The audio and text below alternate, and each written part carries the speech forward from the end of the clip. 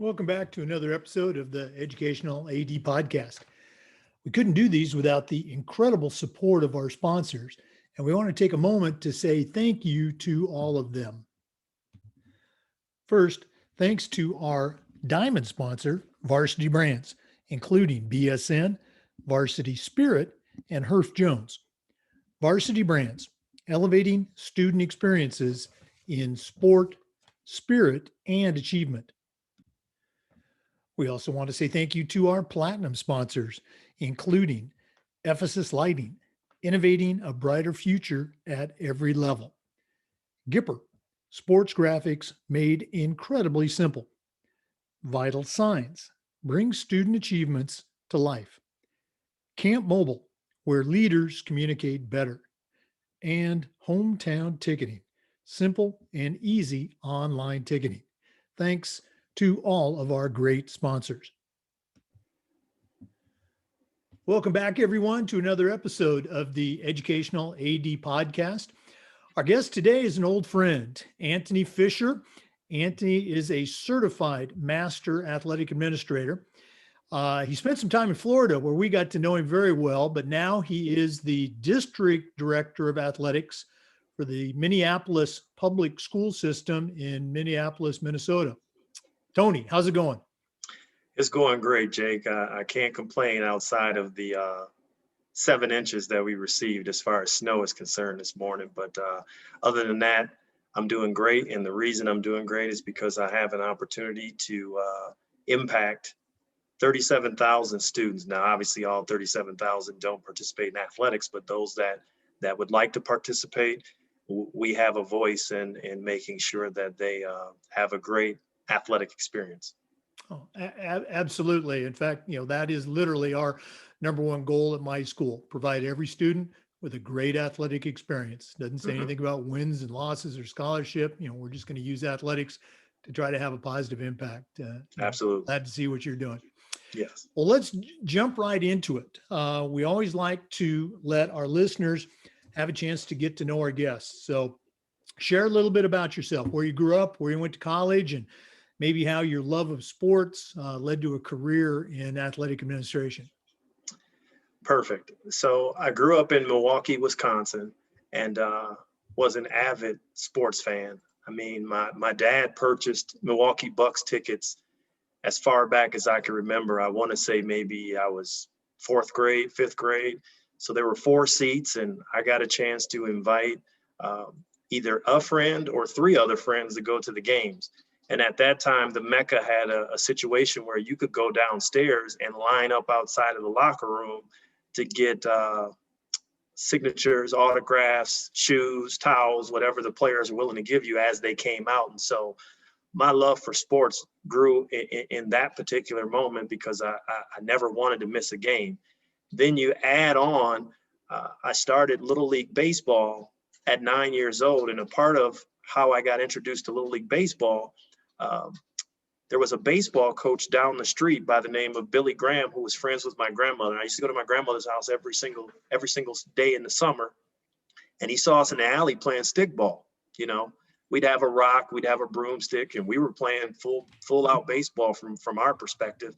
And he saw, the hand-eye coordination at 7 years old and said, "Hey, don't come to the draft, but in 2 years when you turn 9, I'm going to put you on my team and you're going to play Little League Baseball for me." So I said, "Okay, great." And that's where the imagination grew beyond my wildest dreams, in a sense that I started playing full games of baseball and basketball in my mind by myself. I would take stats, write them down as I made a shot, or I might play a video game and, put my friends as this guy and put myself as this guy. And so the imagination grew to the point of, I saw myself as at some point in time being sports being an integral part of my life. And I ended up, after high school, being blessed to play college basketball at the University of Wisconsin River Falls. There I played for 4 years. I graduated in 4 years, and immediately out of college, I went back to my alma mater, Milwaukee Lutheran High School in Milwaukee, Wisconsin, and I I coached on the varsity team, and a part of why I wanted to coach was because I have two younger brothers, one who is 10 years younger than me, and the other who is 13 years younger than me. Oh, wow. And I wanted to be a part of their maturation process. So a part of being around them every single day meant that, you know, I had to become a basketball coach. Little did I know I was going to end up with thousands of little brothers. Uh, my first job was with this marketing research company called Hamacher Resource Group. And they gave me the flexibility to be able to attend games and to be able to take off work and coach and so forth. They also donated to different sponsorship efforts that we had at Milwaukee Lutheran High School. And ultimately, I had to, you know, after 7 years, so I progressed from being a production artist to an art director. So I have a graphic design background as well. And over the course of 8 years, I had to break the sad news to them that I was looking to make a career change. And that was because I was offered to be a head coach at a small urban Christian school in Milwaukee, Wisconsin. And I'll just be very brief, but the conversation went as such with the superintendent. He goes, now that I have you as my head basketball coach, I need to figure out how to get you in the building. And I said, okay. He said, art director, athletic director, both start with an A, both are directing something. Would you like to be my athletic director? And I wanted to be a head coach, so I said, sure. And that's essentially how I got into the profession of being an athletic director 13 years ago. I love those old school stories, whether it's public or private, where the superintendent or the head of school, you know, says, "Hey, I want you as a coach in the building. Let's create a position around that." I just love to hear that. Got to go back to those boyhood days in Milwaukee. I'm a few years older than you are. Who were some of those players on the Bucks back then? Oh boy, Terry Cummings, Paul Pressey, Sidney Moncrief. You had Paul Mokeski. Those are some good teams. Yeah. Ricky Pierce. Oh yeah. I was at every game, and I actually had pennants, and I had I had all the Bucks on my pennant, and I hung them up in my room. So I would buy all the pennants for every team, and whenever the visiting team came into town, I would get them to sign it. So I had Larry Bird's signature, Patrick Ewing, Michael Jordan, Charles Barkley, Elijah Wan. I mean, you name it. I was that kid on a school night standing there until 11 o'clock until the last guy came out to get every single autograph on that pen. Oh, wow. What a great collection of memories. Okay? Absolutely. Well, take us through what brought you down to Florida. You know, we only got you for a few years. They were great years, but you know, how did that happen? So after my time as an athletic director in Wisconsin, I got a call from, and it's a very interesting story. So I went to Bethlehem Lutheran, which was my K-8, kindergarten through 8th grade middle school or elementary school. And our rival was St. Peter Emmanuel. Their coach became the principal at St. John Lutheran in Ocala, Florida, and he needed a unique skill set. So I had been an athletic director for 3 years at this point, and I had been a coach, assistant coach for 8 years, head coach for 3 years, and I had been an athletic director for 3 years. Never taught. So he needed a unique skill set in the sense that he needed someone to be able to teach, to coach, and to be the athletic director. So he reached out through a mutual friend. The mutual friend, you know, presented the opportunity.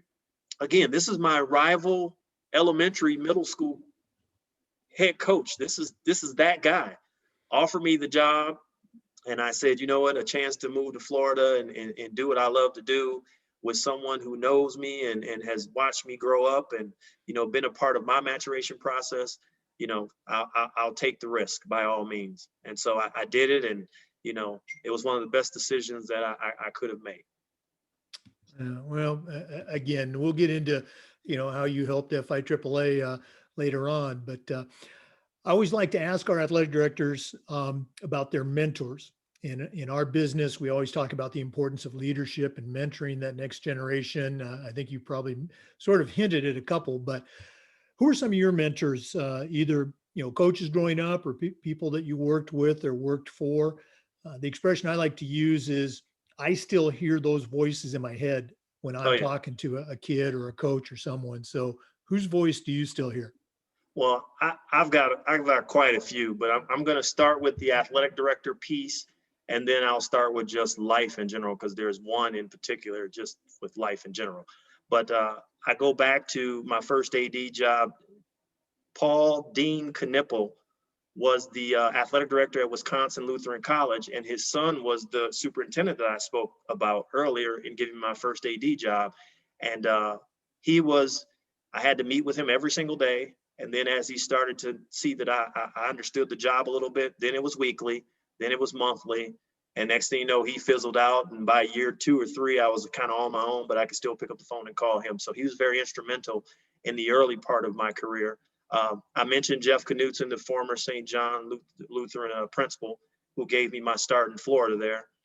Trish Hyland, retired Orange County and Lake County athletic director. Trish actually called me as soon as I got the job at St. John and said, "Hey, I'm your mentor. I'm going to be there in about a week. Pick a day, pick a time, and then we're just going to talk." And at that point, she told me what to do. She followed through. And she had been a resource ever since in terms of me being able to reach out and ask any questions or whatever. I go back to Ed McPatton, retired Marion County athletic director. Again, being in a small private school and being able to reach out to the public school county athletic director was huge. And Ed was always available and always willing to answer whatever questions I had. I'd be remiss without mentioning Denarvis Thornton. Between him and Natalie Strappy, I was scared to death of those two. But they certainly were very influential in the sense that have your T's crossed and your I's dotted, and I took that to heart. Lannis Robinson, Lannis is to me, when you say Prince and then all of a sudden Prince went to the symbol, right? That's Lannis to me. You just say Lannis and that speaks volumes, and a lot of people understand that and they know that. Dr. Leanne Bradshaw, who gave me my first Orange County job at Oak Ridge High School. She's currently the Orange County area superintendent for the East Learning Community. And I still reach out to her to this day. We have conversations about how I can be better as an athletic administrator. Doug Patterson, County AD in Orange County. Again, just watching him gave me the confidence that an athletic director, you can go from a building athletic director to a county athletic director. And I watched him do it. I watched his every move, and I'm implementing some of the things that he first implemented when he took over in Orange County. And then I'd like to speak about, just real briefly, the Orange County Room. Russell Wombles, Jimbo Priest, Bobby Biaggi, Mike Brown, Kevin Deemer, Valerie Mayeres, Andy Childs, huge influence. And the reason they were influences was because we had a healthy competition. We wanted to be better than everyone in the room, but we certainly, we were willing to help one another as well. And that was huge for me, just being in that room, because all of those guys were willing to help me along the process and didn't kind of push me off to the side and say, figure it out. They were very instrumental in saying, hey, we get an extra supplement if you get your CAA. I had no idea about the national organization or anything. So that group helped form that. And there's two people that I want to also mention, and that this is it, I promise. My middle school coach, James Sinclair, he had this whistle. Gym could be packed. And you literally, if I heard the whistle, my head would turn and he would mouth something and I knew exactly what he was saying. So to this day, I still talk to him and he still provides me with just, life advice. And the last person is my wife. My wife has been very supportive in this career. As you can tell, we first started dating when I was in Milwaukee, Wisconsin. She's also from Milwaukee. And I left. And I was in Ocala for 4 years and we still dated. Then we finally got married and she moved to Ocala. Then she uprooted and moved to Orlando with me because I took the job in Orlando. And then she uprooted and moved here to Minneapolis. So she's been a trooper along the way. And within those stops, she also served as my assistant athletic director at Edgewater High School. So that was probably one of the best athletic director jobs I had, simply because I had my wife as my right-hand man. Oh, wow. Yeah, definitely have to give a shout out to the wives. And you made an easy transition. You mentioned that group of ADs from Orange County. pretty much a current roster of our FIAAA board of directors. Mm-hmm. So talk a little bit with our listeners. We have a lot of young ADs, and I don't think they always understand the process of getting involved at the state level, taking those first LTI courses, and then hopefully getting on that track to, like you know, getting your CMAA. And then also, you know, with FIAAA, you really took our corporate sponsorship program to a new level that, you know, now Russ Wombles and Doug Patterson are leading. So I know that's a mouthful, but, you know, take us a little bit on that journey of how you gotten started with the LTI courses, your CMAA, and then maybe a little bit on the corporate sponsorship program. Well, you know, as I alluded to earlier, I wanted to be the first and I wanted to be the best. So a part of my mindset as far as an athletic director was to keep everything tight to the breast. And I didn't want to share with anyone because I felt like I needed to be better than you. I mean, that was the competitor in me, right? I was a good athletic director at that time.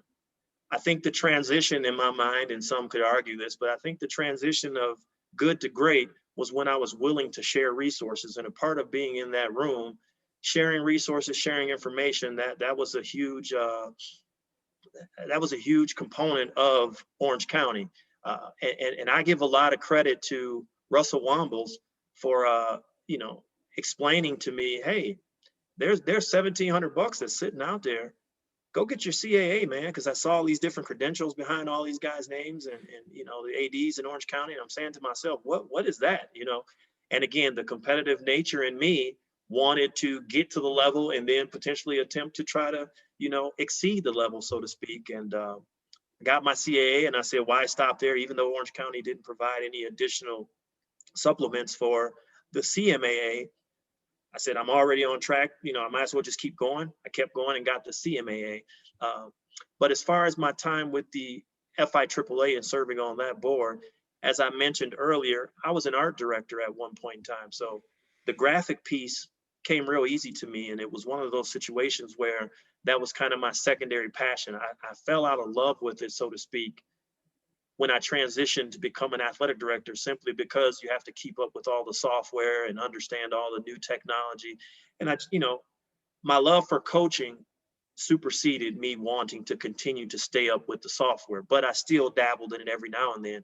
And so I was able to kind of mix the two, you know, the art directing piece with the athletic directing piece. And so once our Orange County folks saw that, the Russell Wombles of the world, the Andy Childs, you know, Valerie, you know, once they saw that, they put me in that position to essentially say, hey, you would be a great asset to the FIAAA board.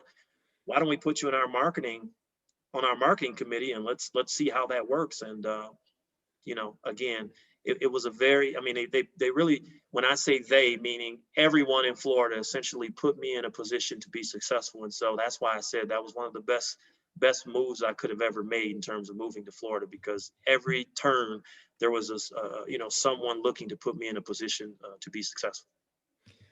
Yeah, I love your analogy. I'm a huge Jim Collins, Good to Great fan. And, you know, I tell my FIAAA story the same way. I was an athletic director and a head football coach, but maybe not in that order, until I went to my first FIAAA event and just completely opened my eyes, and very much like you know, I got sucked in, you know, wanted to get to those next levels. So appreciate you sharing that story. Absolutely. One of the things we like to do with the podcast is this idea of sharing best practices. And, you know, you have certainly, you know, had your share of successes in Florida and now in Minneapolis. So I'm going to kind of put you on the spot a little bit. What's one or maybe two things, either that you helped supervise, initiate in Florida or in Minnesota, that you are particularly proud of, that, you know, you look at your coaches or you look at that program and you say with equal parts pride and humility, boy, we do this better than anybody else. Can you share a couple of best practices? Yes. So I'll start with what's happening here in Minneapolis. I was able to develop an equity funding model. And essentially I have 10 high schools, and the socioeconomic status of those schools have a pretty wide range, right?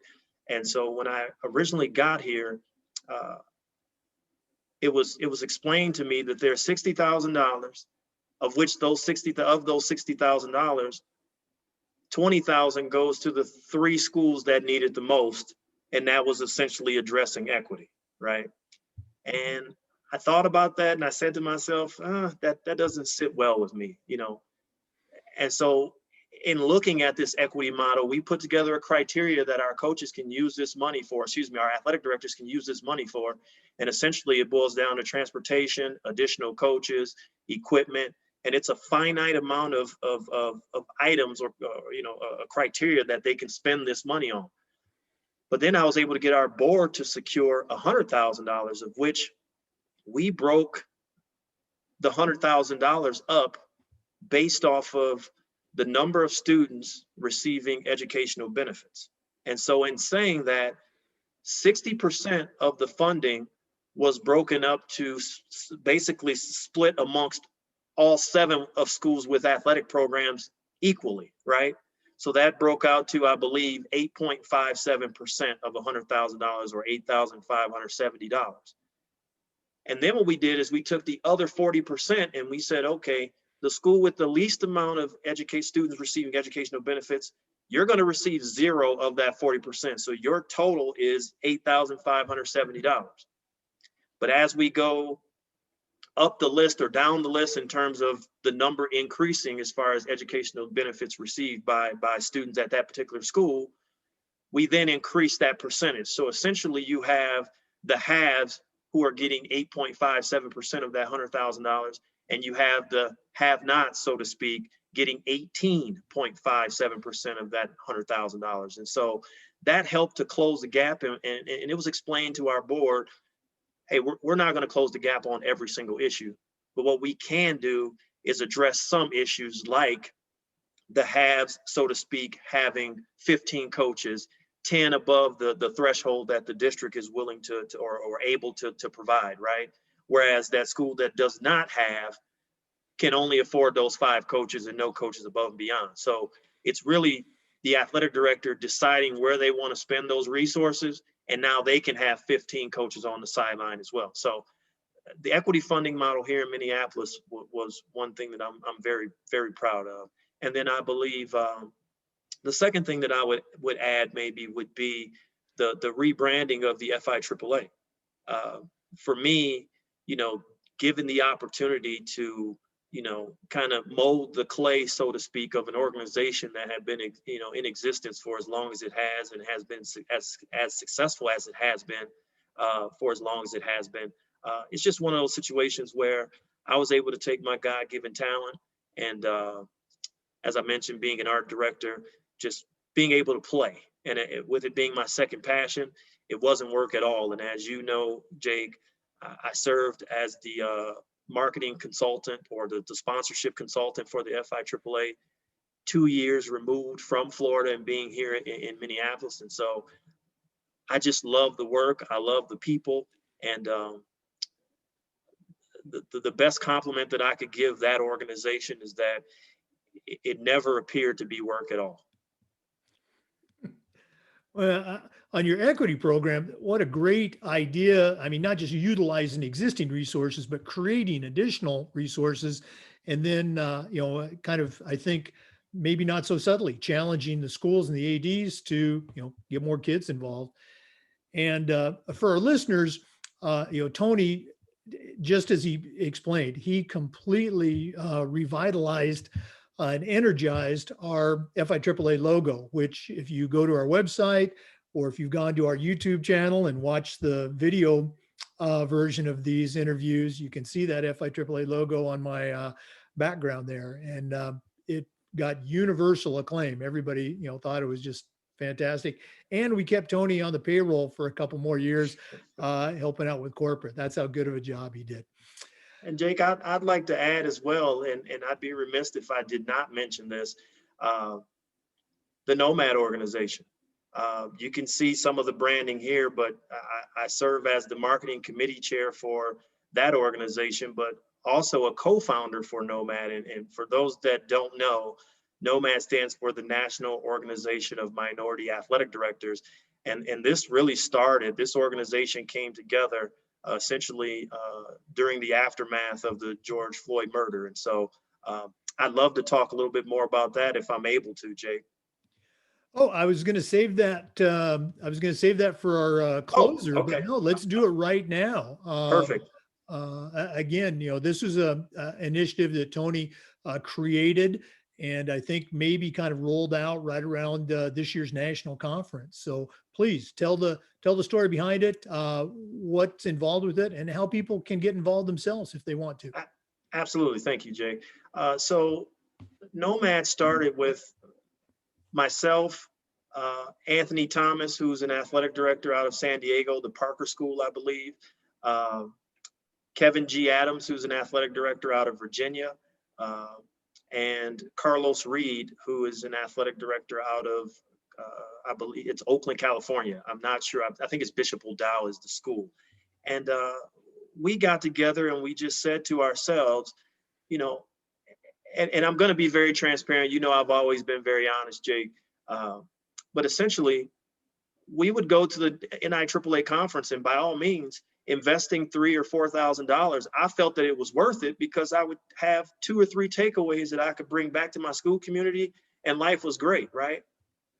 But what I started to witness was, how can I get to that level of having 10 takeaways or 15 takeaways or 20 takeaways that I know for a fact I can come back to my school community and apply?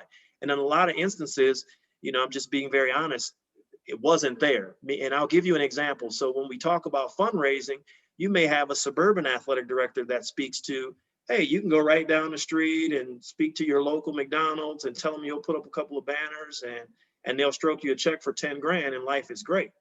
But when you're an urban athletic director, that's not necessarily how it works. And then, there's so many other moving parts and there's other players in the mix that it makes it very difficult to just walk into that McDonald's and have that same conversation. And so in that regard, that wasn't a takeaway for me. And so NOMAD came about where we could now share information, have conversations, share resources, whatever the case may be, with athletic administrators who are, for lack of a better term, in the minority or underrepresented. And so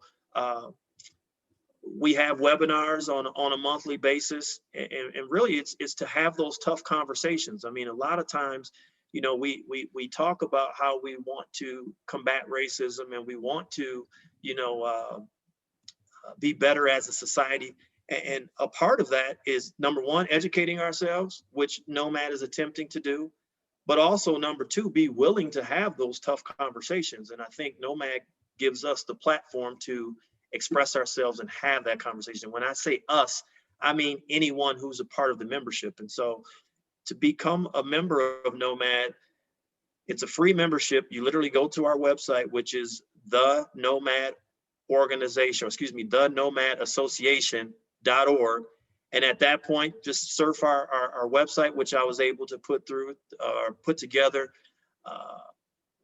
That website was gifted to us from VNN. So I certainly wanted to mention VNN here, but just a tremendous opportunity to, like I said, network, share opportunity, or share resources, and create pathway opportunities. A part of one of our pillars also is to,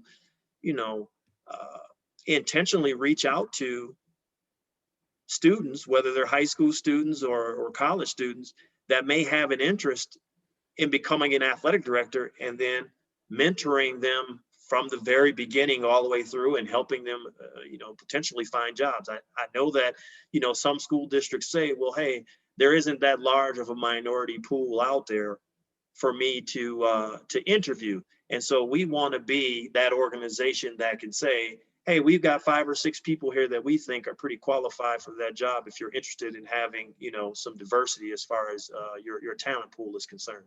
And so that's NOMAD in a nutshell. I literally just got off a meeting with that organization, and we're to the point now where we've just nominated some region captains. So we have 15 board members, very diverse board, along with 7 region captains, and we're looking for an 8th region captain, which would be out of region 7, I believe. So just excited about how the organization is moving along. And, it's our hope that we are making a difference amongst those underrepresented athletic directors in the country.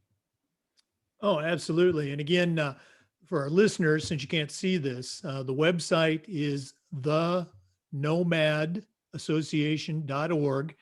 And Tony, we'll do this at the end, but what's your email? What's the best way for somebody to reach out and get in touch with you? The best way would be my email address, and it's Antony, Antony .Fisher, FISHER at mpls.k12.mn.us. So I'll repeat it. Antony, Antony .Fisher, FISHER at mpls.k12.mn.us.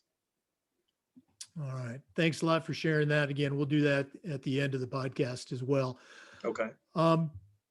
Another area we've been talking with the ADs, of course, and again, to our listeners, we're recording this on February 4th.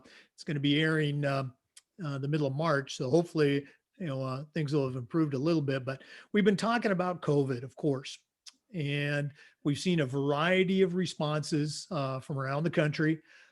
And so for our listeners, give us a little bit of an update. What's going on in Minnesota, what's happening in Minneapolis, not just with return to play, but also with return to school. Tell us what's going on. Sure thing. From an academic standpoint, Minneapolis Public Schools is currently allowing in-person learning at school for pre-K and kindergarten. The plan is to have pre-K through 5th grade in-person learning by February 22nd. And then I anticipate middle school, 6th through 8th, would be the next phase, of which that would look like late February, early March, which would then put our high school students back to in-person learning mid-March to late mid-March. From an athletic standpoint, Minneapolis Public Schools and the Minnesota State High School League, which is our state governing body, so you may hear me refer to them as the MSHSL, we've been conducting in-person coaching dating back to June 22nd. That was our summer period. And then August 17th was our fall period. And now January 11th was the start of our winter season. So, we've been out front for quite some time now. And so we've had our trial and our errors and so forth. And we've learned from some things that we've done. And, again, you can only get better, right? And that's essentially our thought process with this. And so one of the major points of emphasis that our school district has, we didn't allow spectators to home athletic events. And essentially as a result, we did install free live streaming for all of our athletic stakeholders to continue to support our student athletes, for our indoor athletic events. And we're looking to install those live streaming capabilities as well at our outdoor facilities, obviously weather permitting. But when I spoke to getting better, I don't know that we would have went down the road of providing live streaming, considering how large our school district is and the cost associated with that. We would have just continued to operate as we have operated, in person, watching athletic contests. That's it. But now coming out of this COVID situation, if you want to take a negative and spin it in a positive way, coming out of this, we'll not only be able to watch our student athletes or support our student athletes in person, but we'll also be able to watch live streaming of our athletic contests district-wide. And I'm just pretty excited about that, because our district had been talking about that for quite some time.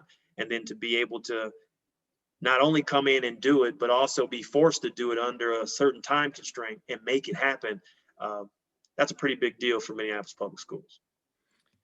I'm curious, what platform have you been using for the live stream? My school, we're just one private school, but we have a lot of teams. We use the NFHS system outdoors, and we had another product for our gymnasium, but what have you all been using? So similar to you, we're using the NFHS live streaming product outdoor and then in our gymnasiums. Uh, Anything that's a facility outside of Minneapolis Public Schools. So for instance, our hockey events, those are live streamed through a company called Northern Lights Video. And they do a fantastic job. They also live stream all of our gymnastic events as well. And in the fall, while we were putting this plan together, they did all of our home football games across the district. So it's a husband and wife duo with their homeschooled child. So the three of them essentially made all of this happen, and they're local, and they did a great job for us, and they continue to do a great job. And so a part of that mutually beneficial relationship mentality, I told them, hey, we may not be able to have you for our football games and our basketball games, but I see cross country in your future. I see swimming in your future. I see tennis in your future. I see badminton in your future. So, we're going to make it work because they helped us out in a very tight spot. Sounds like one of those unexpected or unintended consequences that worked out in a positive way. Absolutely. Oh, Absolutely. that's a great story. Yes. Tony, we started doing these podcasts back in late June, early July, and as I was putting together the questions that I wanted to discuss, obviously, the events that took place in Minneapolis and then Atlanta were still very fresh in our minds. And so one of the questions I've been asking the athletic directors has been this, how can we as athletic administrators, how can we do better in this area of social awareness or social justice? How can we do a better job?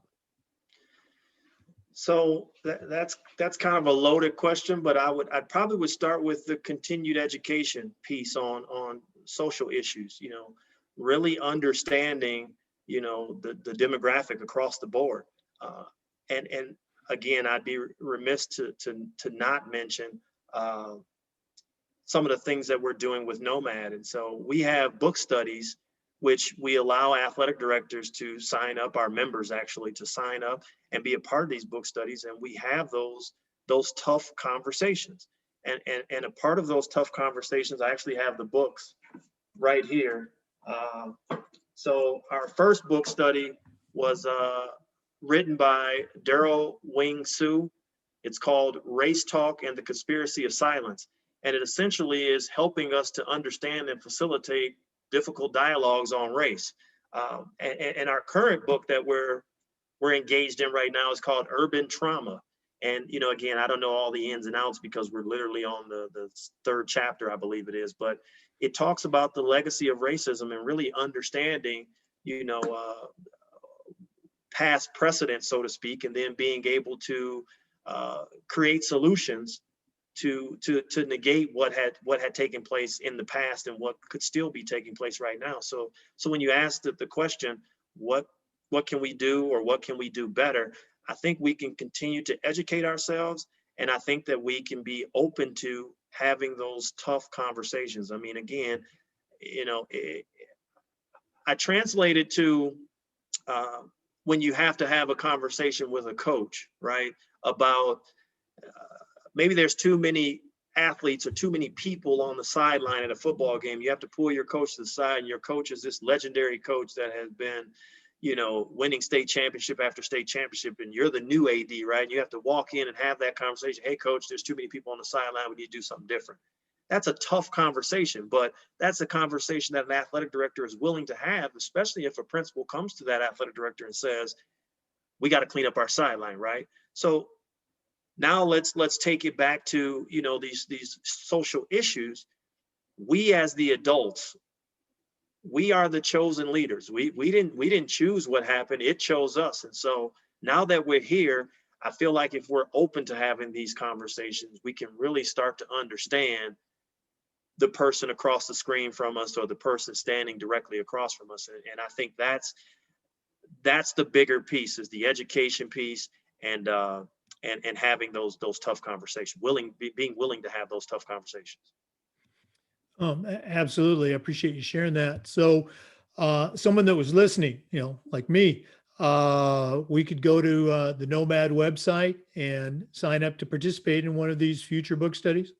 Yes, and like I said, you would need to become a member of Nomad, and once you became a member of Nomad, then you'd have access to book study information, and we're going to continue to do them because they're getting really popular. I want to say that the first book study that we had on Race Talk, we probably had 13 athletic administrators from across the country, including a gentleman from Hawaii.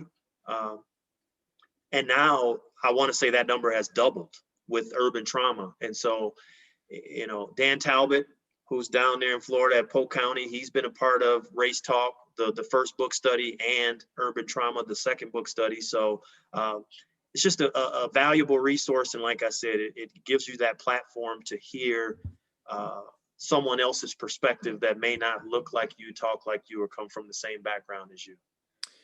Well, I don't know about the rest of our listeners. When we're done with this recording, I'm going to go sign up. So thanks for sharing that. Absolutely. Looking forward to it. Let's go ahead and move on here. Another question I ask all of our guests is, what's your favorite part of the job? And after about 60 different interviews, the answer was pretty much the same. Oh, it's the kids. Yeah. And of course it's the kids. Why else would you become an AD and coach if you didn't care about working with young people? But acknowledging that you love your kids, what are some other things that get you excited about coming to work each day? Like I mentioned, for me, being an athletic director it's not a job. Like I don't know how I can explain that. I mean, I have so much passion for this profession that it's not even funny. And just to speak to my track record, started at a small Christian urban school in Milwaukee, Wisconsin, of 300 kids. Moved on to a rural small private school in Ocala, Florida, of about 330 kids. Moved on to Oak Ridge High School in Orlando with about 3,000 kids. Moved on to Edgewater High School, which had about 2,100 kids. And now here in Minneapolis, which has 37,000 kids. And so, the best part of the job when you talk about kids, yes, it's kids, but it's also making the greatest impact on those kids. I was one of those kids at one point in time, and, had no clue the decisions that were being made from an athletic standpoint. But, and I'm sure most of the kids now don't have any clue of what decisions I'm making. But I have that lens of being able to make a decision based off of all of those different demographics that I just mentioned: urban, rural, large, small, private, public. And when I make a decision, I'm making that decision based off of experiences that I've had in all those different settings. And so, my background has really provided me with, or prepared me for being in this moment to be able to make decisions that make sense for the greater good. And like I said, the best part about this job is making impact. Oh, absolutely. I love, your use of the word lens, and perspective. You have that experience and the perspective to make the decisions that you do that, someone, even an adult that's not in our position, they don't have that same perspective. And yes, again, you alluded to it. It's not a job. It's just like, guys, we get paid to do this. You love what you do. It's never going to be a job. So, and if I may, I'll break it down. This is my simplest form of describing what I do and describing what I've done, right? So when I was a coach, I coached kids. That's pretty simple, right? Someone thought enough of me to say, hey, you're an example for other coaches. I'm going to make you an athletic director. And so now, being an athletic director, I coach coaches. Mm-hmm. Moving on to the district level, again, someone said, hey, I really like the job that you do. I want you to serve as an example for other athletic directors. And now, as a district athletic director, I'm essentially coaching athletic directors. I'm essentially providing them with best practices or things that I have tried and potentially failed and or potentially succeeded, and telling them, hey, these are things that work, these are things that may not work. You try it, you see how it works out for you. So that's my simplest breakdown of this profession. And you know, that's not to by any means diminish what we do. It's more so just to put it in its simplest form when I'm able to speak to people that truly don't understand what athletic directors do. Oh, and absolutely. And, you know, through your work with NOMAD, through your work with NIAAA, you know, you and I got to present together on a national platform, and maybe a little bit, you know, through our podcast today, you know, you're having an impact on a number of additional athletic directors. So we really appreciate that. Yeah, thank you for the opportunity, Jake. I appreciate it. Oh, no, right back at you. Well, Tony, it's been great catching up with you, but we're not done yet. Okay, no problem. We always like to wrap up with what we call the athletic director's toolbox. Now, you certainly been around and had tremendous success in a variety of settings. But right now, I'm going to challenge you to send out a brand new athletic director in their very first job. But I'm only going to let you put 3 items in their toolbox. What 3 things are going to go in Antony Fisher's athletic director toolbox? So I'm going to give you one that has 3 elements. How about that? Okay. It's my personal business model related to setting goals as an athletic director. My dad told me this. My dad was a barber all his life. And so I never had to pay for a haircut until I moved to Florida. Just please note that. He explained to me, no matter what you do in life, if you're new at it, year 1, you should expect a loss, because you're essentially dumping, for lack of a better term, resources into something that you're learning as you go, right? So expect a loss year 1. I think that helps the pain of the loss when you finally figure out, oh my goodness, you know. And I'll give you an example once I give you all of the 3 elements. In year 2, the expectation should be a progression towards breaking even. So I'm not saying that you have to break even. I'm not saying that you have to have a small profit. I'm just saying if you're pretty close to breaking even, you're on the right track, right? And then year 3, your goal should be to experience a profit. And so let's take a real life example. As an athletic director, if I was a first-year athletic director, the first thing that I may want to do, I'm looking at my softball program and I'm saying, okay, we haven't won a game in 3 years, right? How can I improve the softball experience? Because we always take it back to creating the best experience for kids. So how can I create the greatest experience for my softball kids? In year 1, if I'm going to expect a loss, the first thing that I would look to do, and let's just take it to scheduling because I'm talking wins and losses. So year 1, I may try to schedule or create a schedule that essentially I know that we could potentially win half the games. And I know that a fourth of those games we're definitely going to lose.